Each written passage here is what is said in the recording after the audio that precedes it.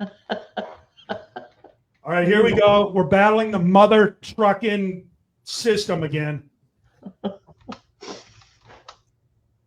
I'm so over it. I'm trying to learn processes, new processes, new computer, new applications, old fucking head. I'm over it. All right. Are you live, John? How to win the day Yeah, that we're doesn't live. include throwing the computer on the freaking floor. Yeah. Okay, so let's just talk about it. Clearly off here. Here's what we're gonna do. We're gonna figure out how to get deals together. It's hard to put deals together, especially if your freaking equipment doesn't work. But here's what you're gonna do, assuming your equipment is working. All right, let me get my. All right, so let's just go to this. First thing you're gonna want to do is put yourself in the back seat. Put your client in the front seat. Let them drive the show. It's their property. They're selling it. Let them do their thing. Is it too much? They list at too high price? Maybe. That's a them problem, not a you problem. Is the offer too low? Maybe. That's a them decision, not a you decision. Matter of fact, stop saying they're your buyer and your seller. They're not yours. Pretty sure you don't own them or have any interest in them outside of a rooting interest. They're the buyer and the seller. Stop right there. Okay. That'll give you license to give them the advice that they need. They're not yours. They're not your kids. They're not your pets. They're not your friends. All right. They're clients that need the highest level of professional advice that you can provide. So stop calling them yours. Start there. All right. Now that you recognize their goals are what you are working for, your goal should be for them to achieve their goal. Take you out, put you in the back seat. Okay. And that's hard. It's really, really hard to do because we want the commission. We think we're smart. We think we know everything. And we certainly know more than they do. But I know this for an absolute fact. They don't tell you everything about their hopes and dreams. You assume a lot. And I think that gets you into some troubles.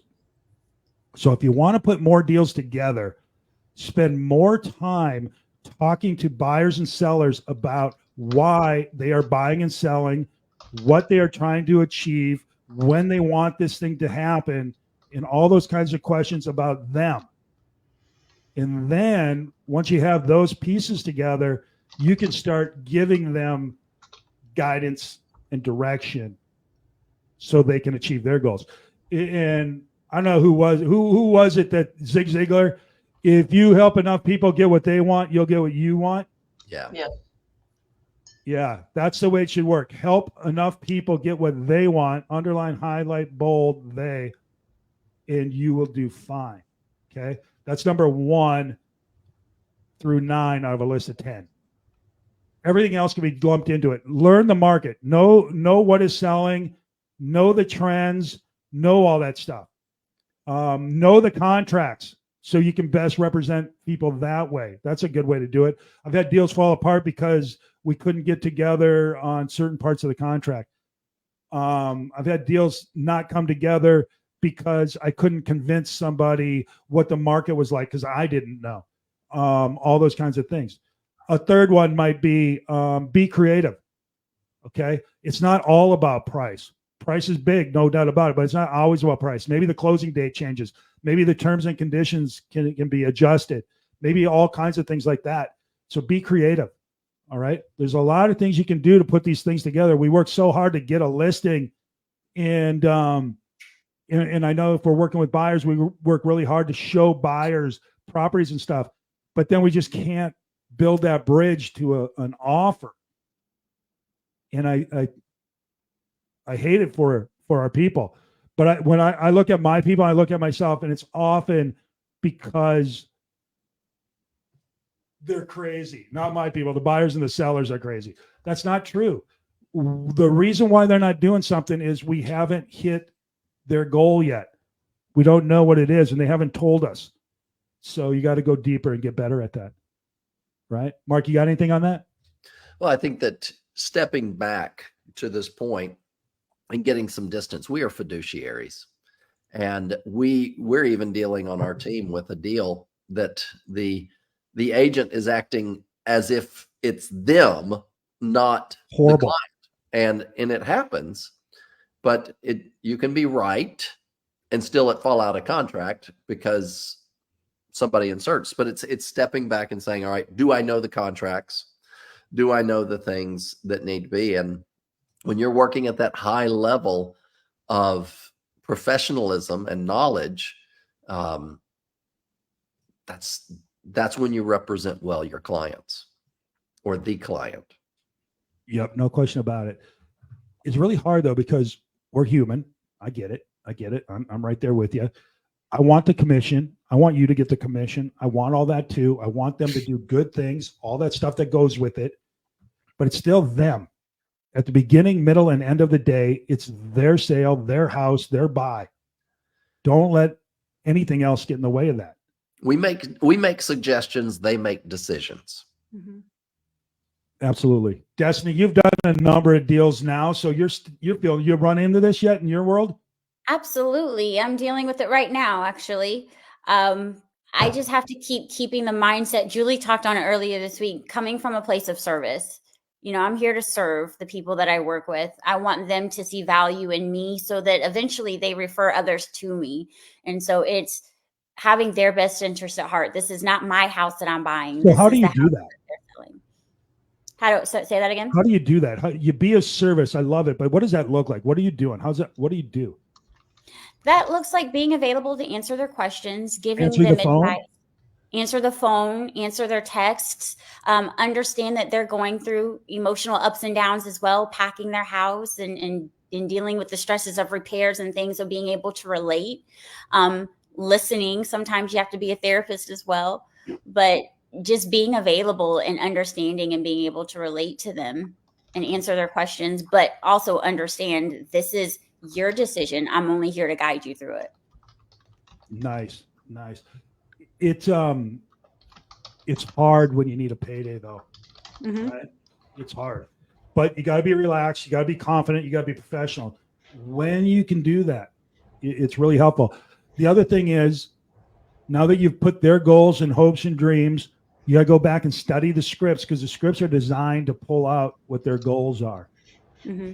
So study your scripts, do the lead gen, talk to the people, do the previewing, so you know what these properties look like when they say they want this, this, and this. You can identify it because you've seen it, right? Julie, what are you doing? Well, so as you guys are all speaking, I'm thinking about certain things that I like, how I deliver information to people. And, to Mark's point, 90% of the time, and you're going to start to notice this, the periscope's going to go up. When you're talking to realtors on the other side of a transaction, they'll say things like, my seller will never do that. We won't do that. We are going to do this. Blah, blah, blah. And I sometimes, if I'm representing the buyer, will have to say, oh, do you have ownership in the property? When they say, I'm going to, or we're going to, I'm sorry, I didn't see that addendum. And I'm not, you have to be very careful about how you deliver that, or they're going to get offended, and you want to try not to do that. But hold on, let me just be clear here. I think it's coming from a good place. I think they're trying to represent, which is all cool. Frequently. Yeah, it's all cool. They're representing it like it's their own. Right. The problem is it's not their own, and right. They don't have all the information. They're not, because we operate, Julie, as single agents. I'm not sure what yours are, but we have a fiduciary only to your seller or your buyer, unless there is an agreement that says you have both. So we operate from that, but we being Keller Williams agents. But everybody else that I've ever not ever, but mostly deal with, are representing the transaction they're putting. Yeah. So in Arizona, you can have dual agency, but there is a separate agreement for that. Yeah. But in terms of decision making, so for example, you deliver a counteroffer that the agent doesn't like, and they give you an answer without even presenting it. The answer is no. It's so bad. Or there's some, you don't want to do this, do you? Well, and the thing is, they don't have the right to make that decision. And that's where, I'll say, do you have a power of attorney that you're acting on behalf of your client? Because if they don't have a signed and executed power of attorney, and we have to think of that ourselves, because we do take ownership of our clients. On the flip side of that, on the negative side of that, we've talked about back in the worst market we've ever seen, 2005, 6, 7, 8, 9, 10, when we had the crash. When you take ownership and you tell your client, I would do this or you should do that, then when the decision goes sideways and things don't go the way you expect, you own the outcome. Mm-hmm. So one of the things, and they're going to be ticked at you and they may even come after you. So we have to remember we're facilitators. We are the facilitator, transferring of information and giving guidance along the way. We are not the decision makers. So what does that look like? Can you give me an example? I'll say based on my experience, the outcome I would expect, decision number A is this, and decision number B is this. It's your decision. You got to give them options and say, based on my experience and my knowledge, this is what I've seen happen. You don't say, I would do this, you should do that. Because the thing is, it's not 100% no matter what. That's the thing about real estate. Every single transaction, every decision is different, and it has to be their decision. So you're there to serve your heart. Like Destiny says, your heart is, I want to see them win. I want to see them achieve their goals. And one of the things when they're trying to make a decision and they don't know what to do is to bring them back to, here's what you told me your goal was. Remind me of what, like you, John, you're really good at this. You're always curious. That's how you open with the question. Where would you go if you were to move? Curious. Tell me why you wanted to move. Tell me what your timeline is. Tell me what's driving that timeline.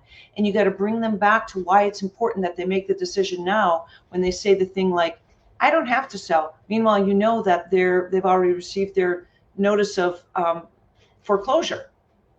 You do have to sell. So you have to remind them of their goal, not you forcing it down their throat. You ask them questions so they remember their goal. And then you say, based on my experience, this decision will lead to this outcome. It's not. Here's another good way, because I've had this many times. What would you do? Would you take it? What all the time. How would you respond, right? Mm-hmm. Typically what I say is, well, it's easy for me to spend your money, but I'm not buying it or selling it. Let me ask you something. All right, what? Does the offer under the price, terms, and conditions as it's being presented achieve your goal for buying or selling? Perfect. And it either does or it doesn't. That's perfect. Right? If it does, right, they'll say, well, no. Well, then you should counter. Well, you think I can get some more money out of them, or do you think I can get it cheaper? Well, I don't have, I'm not buying it or selling it. Let me ask you something. What? Let's say you go for an extra 10 grand, higher or lower, and they walk and they don't come back, right? Go back and see if we can get 10,000 more. Okay, I got you. Let me ask you something. If they walk, if they say, no, we gave us the best offer, you're being greedy, we're out, I'll go find, I'm out. My ego's hurt, I'm out. Wait, come back. And we'll take it. No, I'm done, gone. You okay if they walk and take their ball and you lose this deal? Well, I don't want that to happen.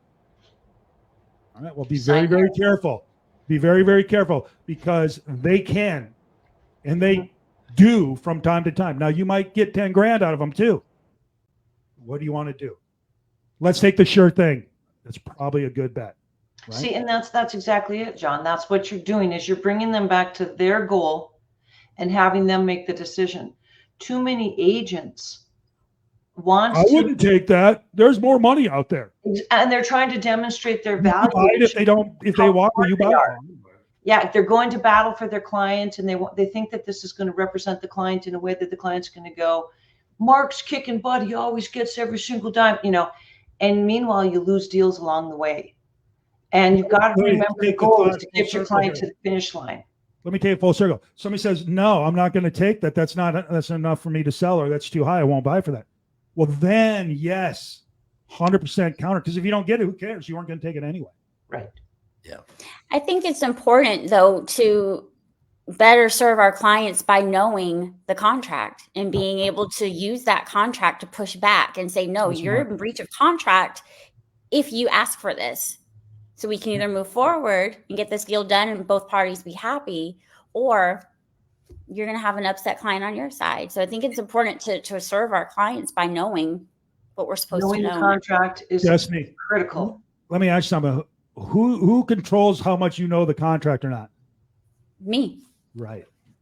So everybody out there, make sure you're studying this stuff, right? Because that's Mark, you've been doing this a while, Julie too. How well do you think most people know the contract? I mean, not talking it up like they're on LA law or something, but actually know this much. Right? So true. I'm still learning. Me. I mean, I defer often. I know it pretty good, but I defer often. Let me check. Let's find out. If you get that, is that what do you say, Julie? Is that a deal? Is that important to you? Right? Is that important to you? Is that important to you? Yeah. Little things like you start to have little verbiage, like John says, let me ask you, curious, is that important to you? You start to have little phrases that are your backup phrases, because whether it's client or it's the other side, here's the thing. You got to remember, a lot of agents have egos and they want to win the argument for their ego versus get the deal done. And you got to bring yourself back to, we're a team, other agent. Yeah. This is not our goal. Our goal is to team up and get our clients across the finish line. Sometimes we let the big ego win just to get our clients across the finish line. Because is it an ego or is it an actual item in the contract? Yeah. You have something to say on that, Mark? Or no, I think that coming back to always, I don't know that I can add, and forgive me, I've got ragweed head, but it is coming back to. Is that the name of a band, Ragweed Head? Allergies. But I think it's coming back to, unfortunately, not all agents on the other side are cooperative.